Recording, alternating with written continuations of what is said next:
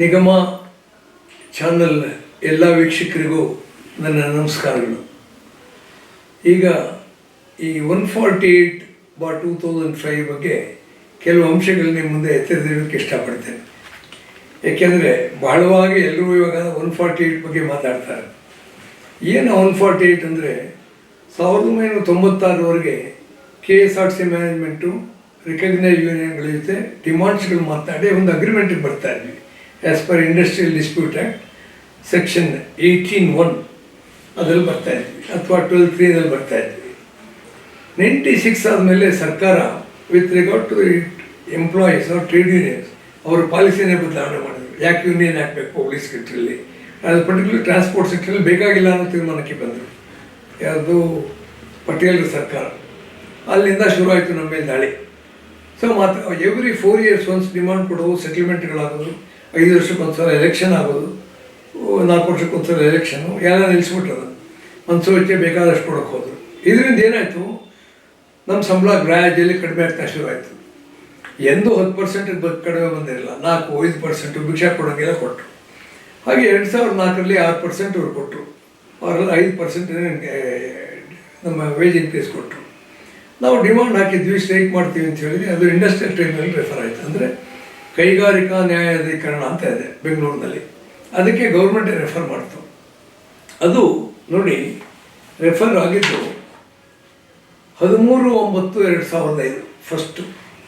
ಕೊನೆಗೆ ಅದು ತೀರ್ಪು ಕೊಟ್ಟಿದ್ದು 12/8/2017. ಅಂದರೆ ಸುಮಾರು 179 ಹಿಯರಿಂಗ್ ಆಯಿತು. ಅದಕ್ಕೆ ಸ್ಪ್ರೆಡ್ ಓವರ್ 2005 ಆ್ಯಂಡ್ 2017 12 ವರ್ಷ ತಗೊಂಡು 179 ಹಿಯರಿಂಗ್ ಮಾಡಿ ಕೊನೆಗೊಂದು ಅವಾರ್ಡ್ ಕೊಡ್ತು. ಆ ಅವಾರ್ಡಲ್ಲಿ ಏನು ಹೇಳ್ತು, ನಮ್ಮ ಡಿಮಾಂಡ್ಗಳಿಗೆ 1/1/24ರಿಂದ 20% ವೇಜ್ ಹೈಕ್ ಕೊಡಬೇಕು ಅಂತ ಮಾಡ್ತು. ಇವರು 5% ಕೊಟ್ಟಿದ್ದರು. ಸೊ 20% ಅಂದರೆ 5 ಹಿಡ್ಕೊಂಡು 15% ಕೊಡಿ ಅಂತ. ಅದು 1/1/2004ರಿಂದ 20% ಇನ್ಕ್ರೀಸ್ ಕೊಡಬೇಕು ಅಂತ ಆರ್ಡರ್ ಮಾಡ್ತು. ನಮ್ಗೆ ಆಗಲೇ 1/1/2004ರಿಂದ 5% ಇನ್ಕ್ರೀಸ್ ಕೊಟ್ಟಿದ್ರು. ಸೊ ಅದನ್ನು ಹಿಡ್ಕೊಂಡು 15% ಜಾಸ್ತಿ ಕೊಡಿ ಅವತ್ತಿಂದ ಅಂತ, with full back wages. Delay ಆದರೆ ಬ್ಯಾಕ್ ಪೇಸ್ಗೆ 6% ಬಡ್ಡಿ ಕೊಡಿ ಅಂತ ಹೇಳ್ತದೆ. ಓಕೆ. ಆಮೇಲೆ ಒಳ್ಳೆ ಮೆಡಿಕಲ್ ಸ್ಕೀಮ್ ತಗೊಂಬನ್ನಿ, ಇವ್ರ ಹತ್ರ ಮಾತಾಡಿ ESA ಬೇರೆ ಯಾವ್ದಾದ್ರು ಮೆಡಿಕಲ್ ಸ್ಕೀಮ್ ತಂದು ನಿಂತದಲ್ಲಿ ಬರೆದಿದ್ದಾರೆ. ಮತ್ತು ₹200 ಮೆಡಿಕಲ್ ಪ್ರತಿ ತಿಂಗಳು ವರ್ಕರ್ಸ್ ಕೊಡಿ ಅಂತ ಹೇಳಿದ್ದಾರೆ. ಬಾಟಾಗಳು ಜಾಸ್ತಿ ಮಾಡಿದ್ದಾರೆ, ಎಜುಕೇಷನ್ ಫಂಡ್ ಜಾಸ್ತಿ ಮಾಡಿದ್ದಾರೆ. ಬೇಕಾದಷ್ಟು 10 ಡಿಮಾಂಡ್ಗಳು ಭಾಳ ಚೆನ್ನಾಗಿ ಅವಾರ್ಡ್ ಕೊಟ್ಟರು. ಅವತ್ತು ಸನ್ಮಾನ್ಯ HM ರೇವಣ್ಣವರಿದ್ದರು. ನಾನು ಅವ್ರಿಗೇನು ಹೇಳಿದೆ, ಇಂಪ್ಲಿಮೆಂಟ್ ಮಾಡಿರಿ ಅಂತ ಹೇಳಿದೆ. ಅದು ಅಷ್ಟೊಂದು ದುಡ್ಡಿಲ್ಲ ನಮ್ಮ ಹತ್ರ ಅಂದರು. ಆಲ್ ರೈಟ್, ನಾನು ಹೇಳಿದ್ರೆ ಬೇಕಾದ್ರೆ ಮಾತಾಡೋಣ, ಚರ್ಚೆ ಮಾಡೋಣ, ಅದಕ್ಕೆ you will reach an amicable understanding. But 15% difference ಕೊಟ್ಬಿಡಿ, ಪ್ರಾಸ್ಪೆಕ್ಟಿವ್ ಕೊಡಿ, ಅರಿಯರ್ಸ್ ಬಗ್ಗೆ ನಾವು ಕೂತ್ಕೊಂಡು ಮಾತಾಡೋಣ ಅಂದೆ. ಹೂ ಅಂತ ಹೇಳಿದವರು ಅನಾಮತ್ತು ಹೈಕೋರ್ಟ್ಗೆ ಹೋಗಿ ರಿಟ್ ಪಿಟಿಷನ್ ಹಾಕ್ಬಿಟ್ರು. ಸೊ ದಿಸ್ 148/2005 ಅವಾರ್ಡ್ ಏನಿದೆ, ಇದಕ್ಕೆ ನಾನು 179 ದಿವಸ ಕೋರ್ಟ್ ಅಟೆಂಡ್ ಮಾಡಿದ್ದೆ. 179 ದಿವಸ ಅಂದರೆ ಒಂದು ಹಿಯರಿಂಗ್ ಅಂದರೆ ಅದ್ರ ಹಿಂದಿನ ದಿವಸ ಲಾಯರ್ ಮನೆಗೆ ಹೋಗಬೇಕು, ಅವತ್ತು ಕೋರ್ಟು, ಮಾರನೇ ದಿವಸ ಪ್ರೊಸೀಡಿಂಗ್ಸ್ ತರಕ್ಕೆ ಕೋರ್ಟು. ಅಂದರೆ ಒಂದು ಹಿಯರಿಂಗ್ ಅಂದರೆ ನಾನು 3 ದಿವಸ ಕೋರ್ಟ್ಗೆ ಅಲ್ಲಾಡಿದ್ದೀನಿ. ಅಂದರೆ 179 × 3 ಅಂದರೆ 537 ದಿವಸ ಕೋರ್ಟ್ಗೆ ಹೋಗಿದೆ.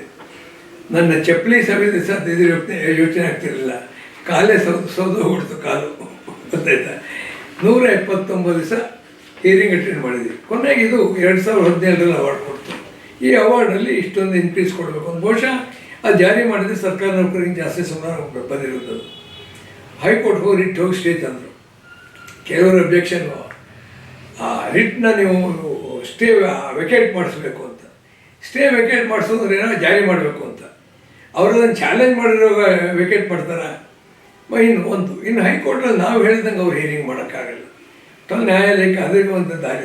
ಇನ್ಫ್ಯಾಕ್ಟ್ ನಾವು ಆ ಸೆಕ್ಯೂರಿಟಿ ಆ್ಯಂಡ್ ಸೂಪರ್ವೈಸರ್ ಸ್ಟಾಫ್ನ 97ರಲ್ಲಿ ಕೋರ್ಟ್ಗೆ ಹೋದರೆ 2024ರಲ್ಲಿ ಅವಾರ್ಡ್ ಜಡ್ಜ್ಮೆಂಟ್ ಬಂತು, ಗೆದ್ವಿ ನಾವು. ಅದರಲ್ಲಿ 27 ವರ್ಷ ಕೋರ್ಟಿಗೆ ತಿರುಗಿದ್ದೀವಿ ನಾವು.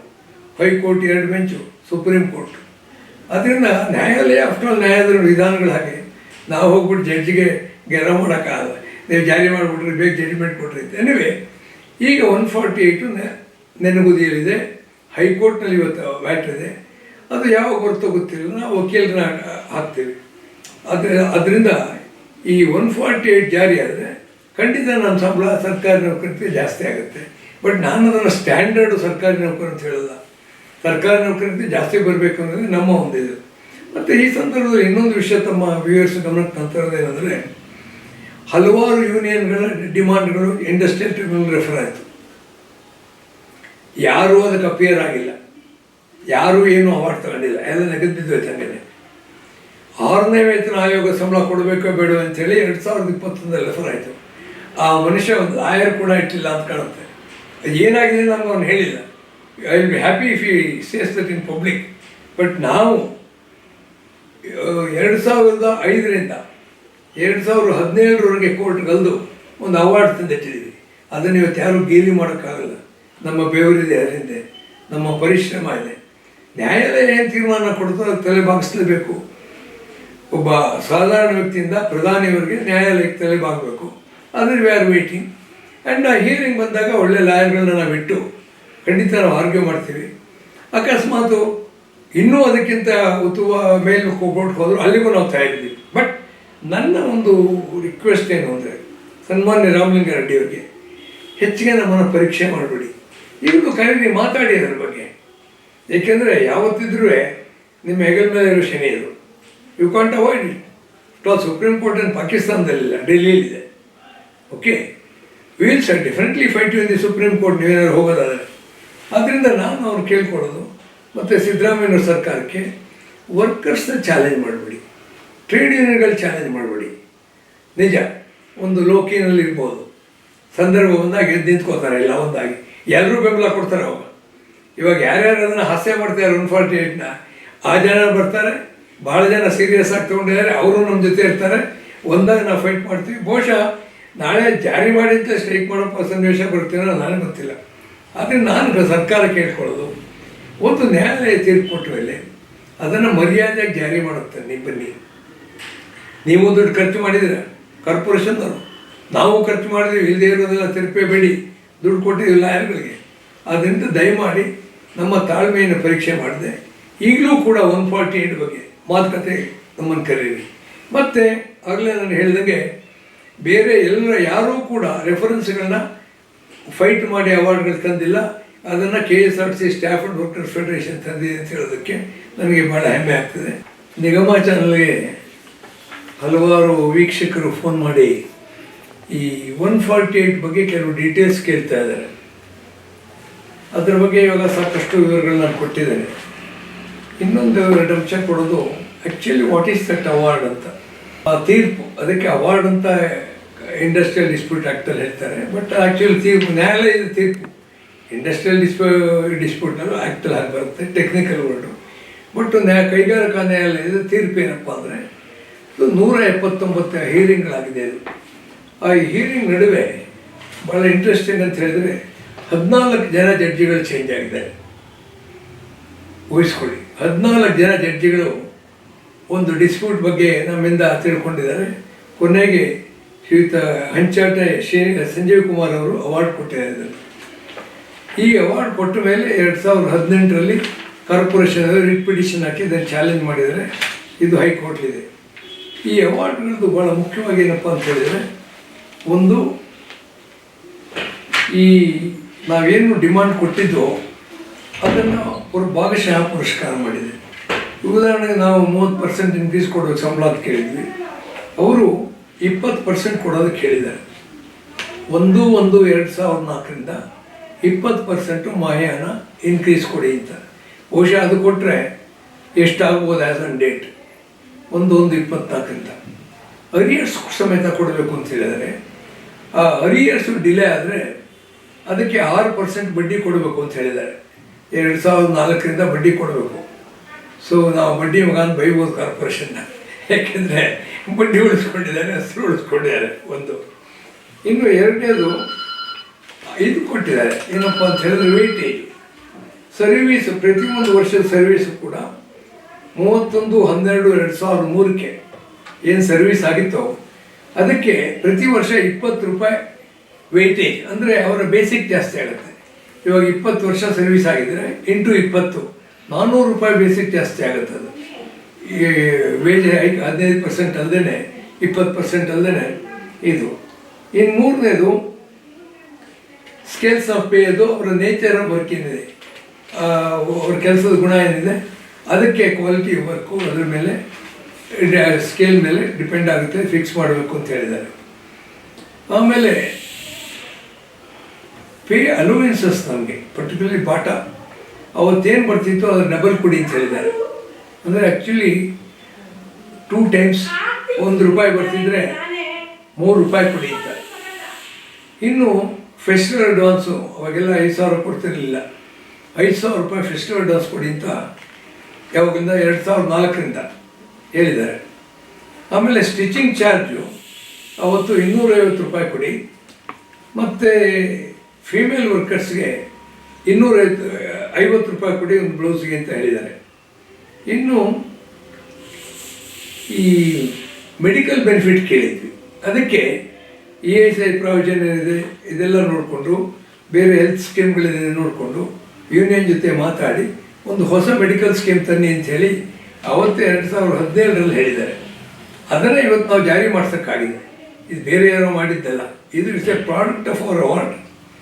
ಇನ್ನು ಪೆನ್ಷನ್ ಸ್ಕೀಮ್ ಬಗ್ಗೆ ನಾವು ಕೇಳಿದ್ವಿ, ಅದಕ್ಕೆ ಅವ್ರು ಏನು ಹೇಳಿದ್ದಾರೆ, ಗೌರ್ಮೆಂಟ್ನಲ್ಲಿ ಏನು ಪೆನ್ಷನ್ ಸ್ಕೀಮ್ ಇದೆ ಆ ಸ್ಕೀಮ್ ತರೋದಕ್ಕೆ ನೀವು ಯೂನಿಯನ್ ಜೊತೆ ಚರ್ಚೆ ಮಾಡಿ ಅಂತ ಆರ್ಡರ್ ಮಾಡಿದ್ದಾರೆ.